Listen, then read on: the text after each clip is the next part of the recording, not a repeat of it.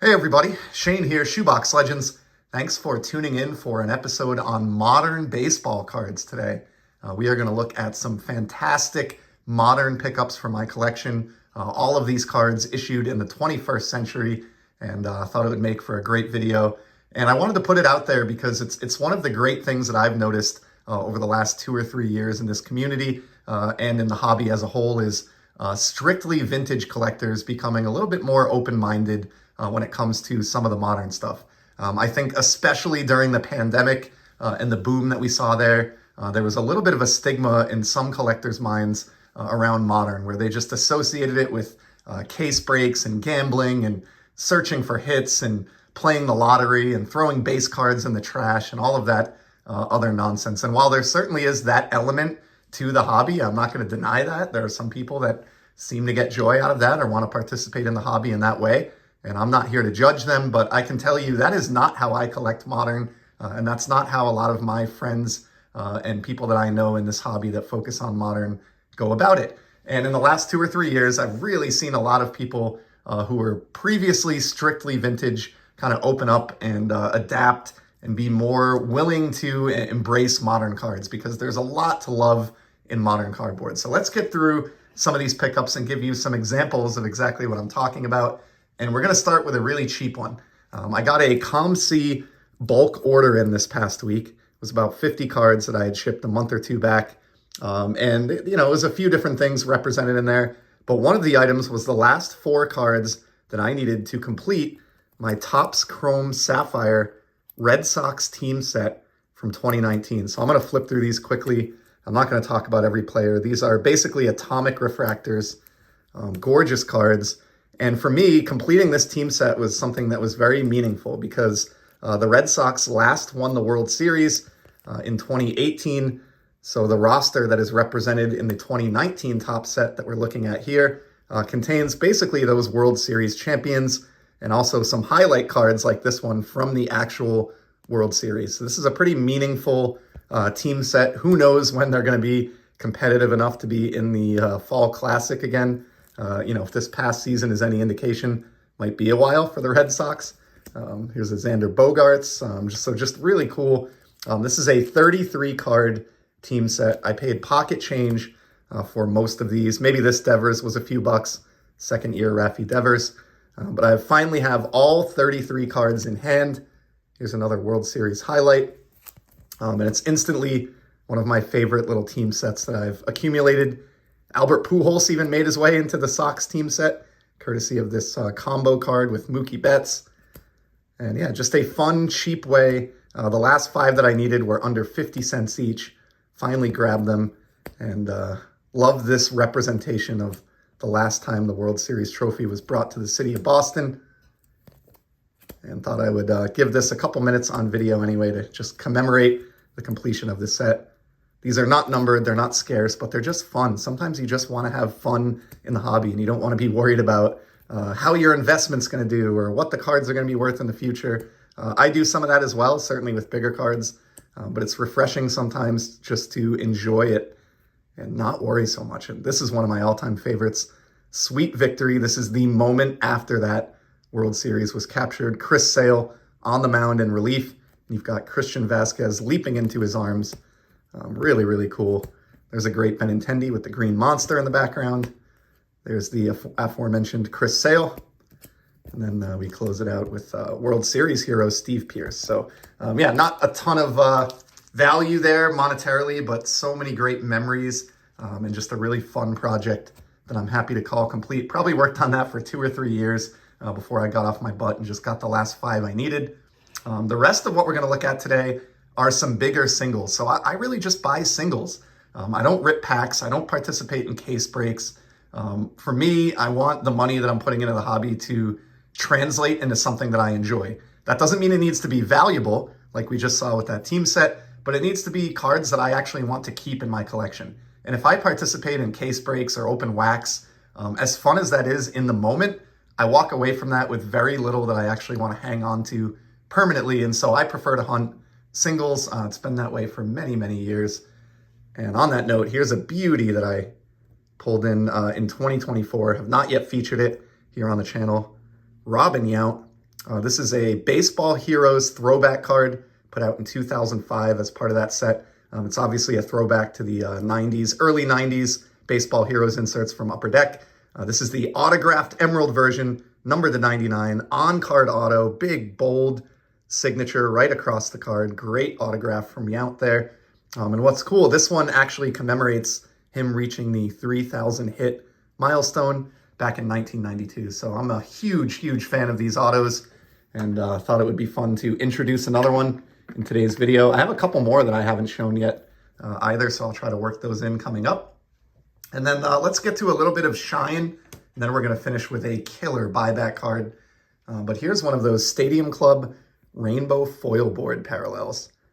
Been really into these for a couple of years now, maybe longer, and was able to snag this Bob Feller. Look at the image on this card.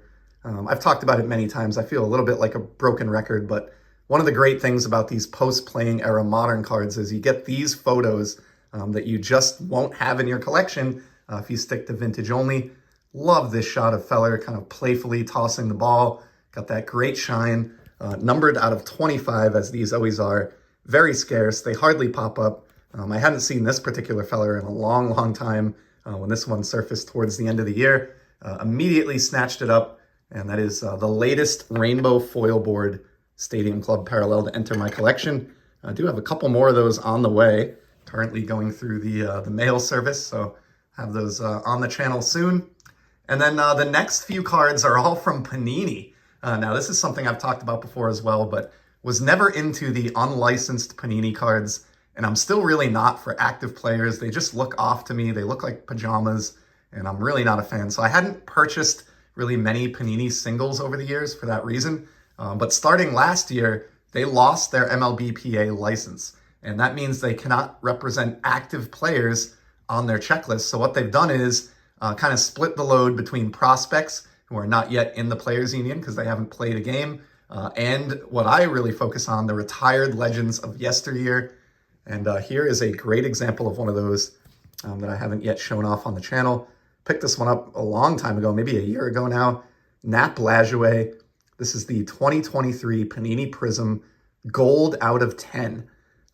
As many of you know, in the Topps world, the shiny gold cards are often numbered out of 50, but in the world of Panini, they are much more scarce at just 10 copies each.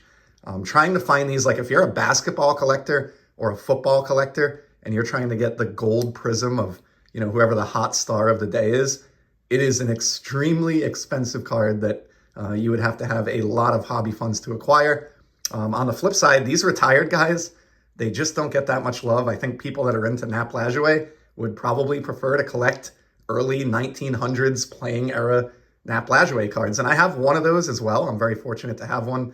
But I love this modern shiny card. I'm just a fan of gold, serial numbering, knowing that there are just 10 copies of this in existence. It really feels special. The photograph is amazing. The lack of logos really doesn't bother me at all on these dead ball era guys especially. It's just not as noticeable. And this is just a fantastic card. Look at the etching through the uniform and the folds. Killer. So I've gone from not owning any of these Panini Prism Golds maybe 2 years ago to now having a pretty significant collection of these retired greats and Hall of Famers in Panini Gold numbered to 10. So Nap Lajoie, will get him a little bit of light. And I have another one here. This is from this year's Prism release, and this represents his first Panini Prism card. Again, we're getting an expanded subject matter or checklist here into some of these guys who would have never been part of the product prior to 2023. And recently was able to score this 2024 Roger Maris. Now this one, the lack of logo bothers me a little bit more than the Lajoie, if I'm being honest. However, I got this card for the price of a retail blaster. $24, numbered to 10. I love the image. You can see here, this is actually copy 10 of 10, the Omega, so to speak. And yeah, I mean, to me, for the way that I approach the hobby, if I have $25 to spend, I know that I will get much more satisfaction long-term out of just buying this card than I would from going down to Target, you know, buying a blaster of whatever's sitting on the shelf and having 10 minutes of fun ripping that open. So this is Maris's first Prism card, gold out of 10. And this will, at least temporarily, this will represent one of the 62 cards in my AL home run record collection. So happy to add that one. And that's a subject that I do plan on doing a video on shortly. I think I have 30 or 35 of my 62 cards in hand now. So hopefully I'll be showing those on the channel soon. This next one is, again, it's Panini, but it's from the Chronicles release from 2023. And it's a mosaic card of Shoeless Joe. And this also is the gold numbered to 10. Beautiful card. Love the batting image. Again, the logo or the licensing thing does not matter to me here. And Shoeless Joe is somebody who, it's a little bit different than Nap Lajoie in the sense that his playing era cards are unaffordable to me. I would have to save for years or sell, probably 80% of my entire collection to fund a single playing era Shoeless Joe card. So maybe someday down the line, if I'm lucky enough to be in this hobby for decades, maybe in retirement, I'll own one. But for now, I was able to snag this one, which is really, really tough. You don't see them often, numbered to 10. And again, this was, I think around $20 a year or so ago when I bought this. So really pumped with that. And then to go with that, I like Mosaic, but it's not my favorite set. I'm much more into Panini Prism. And just like Roger Maris, who we saw a minute ago, Shoeless Joe Jackson got what I believe is his first ever Panini Prism card in the 2024 release. And I'm really, really happy that I was able to scoop up one of the 10 true gold numbered to 10s. Just incredible. I like this image even better than the Mosaic image. Just a killer batting shot. I love the short brim cap there. The way the bat kind of protrudes over the border of the card. This is killer. I would have to say this is my single favorite Joe Jackson card. And he's somebody who doesn't have hundreds of playing era cards. Not only are they really expensive, but they're few and far between in terms of his cards from 100 or 100 plus years ago. And so when you really get down to it and you think about it, this might be like a top 25 Shoeless Joe Jackson card in existence, just because there aren't that many old ones, and he doesn't have many modern ones either. I don't think Topps makes any Shoeless Joe Jackson product due to the fact that he's banned from baseball, much like Pete Rose. And so getting this from Panini was just a home run. As soon as I saw the 2024 checklist, I knew I wanted to go after one of these. Unlike all the other cards that we've seen in today's video, I did have to pay up for this one. I think Shoeless Joe is just so wildly popular that I was not going to be alone in hunting these down, but just really grateful that I was able to end up with one of them anyway. And that is, as modern cards go, that's a significant card and one that I'm really, really proud of. And then we're going to finish off with the great buyback that I promised you as a teaser. Have absolutely been focusing on improving my buyback collection. I mean, I've always done that for the last 10 years, but in the last year or two, have really pointed like a laser focus at getting some of the best buybacks that I can find. An example of that, which has been up in the background this whole video, is this recent acquisition, the Don Mattingly rookie card buyback from 2024 Topps Advent, which is a 1-of-1. You can see in the upper right. I showed that in a recent video.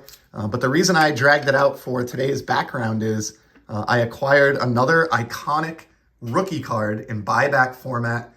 This was one when I was collecting as a kid in the early 90s. This was one of the biggest baseball cards in the hobby. And I'm not over-exaggerating that. If you were collecting back then, you will certainly remember it. The 1990 Leaf Frank Thomas. So this was as popular a card as like the 89 Upper Deck Griffey. This was the card that me and all of my neighborhood friends wanted. My best friend to this day, who I still see every month, see all the time, he doesn't collect cards anymore, but when we were kids, he had a copy of this that he and his dad pulled from a hobby pack at the hobby shop. He had it in one of those giant, 3-inch thick lucite holders, weighed about 20 pounds. And, that card, all of us in the neighborhood were envious that my buddy had that card. I've always loved the 90 Frank Thomas ever since. 1990 was really when I got into baseball cards. So this one is a home run on the nostalgia charts. And if you haven't noticed with the foil stamping, this is a buyback that was reissued in 2012 as part of a set called Leaf Memories. So Leaf didn't have a major league license anymore in 2012. What they did is they put out a set called Memories, and it had basically an extension of the 90 Leaf checklist. So I should have looked it up, but let's say there were 350 cards in the 90 Leaf release. This set started at number 351 and had, prospects and other players unlicensed to kind of continue on the 1990 Leaf set. I'm not into those, but what I am into are these buybacks. So you would get a couple of these per hobby box of Leaf Memory, and this is the silver version, numbered to 20. I think across all versions, there might only be like 25 or 30 of these buybacks total. It's authentically off-center, just like the majority of the 90 Leaf Frank Thomases. So this is a twice pack-issued beauty. Somebody pulled this from a pack, probably very excitedly, back in 1990. And then it was stamped, reissued, and another lucky collector picked this up more than 2 decades later. And then I watched this, and I know a buddy of mine, Brent Richards, did as well for months and months and months on YouTube. And then finally, this past holiday season, had a little extra discretionary income and finally decided to snatch this up because it just seemed like too perfect a card not to have in my collection if my goal is to form one of the best buyback collections on the planet. So there's the latest banger on the buyback front, the 90 Leaf Frank Thomas. And also the final card in today's video went a little bit longer than I typically do, but thank you if you stuck with me till the end. And hopefully you agree with me if you caught all this, that at least a few of these cards are interesting, and that, again, Modern is about much more than just gambling and case breaks. So that's a wrap for today. Thanks for tuning in. I'll be back soon with some more content. Till then, keep enjoying the hobby, everybody. Take care.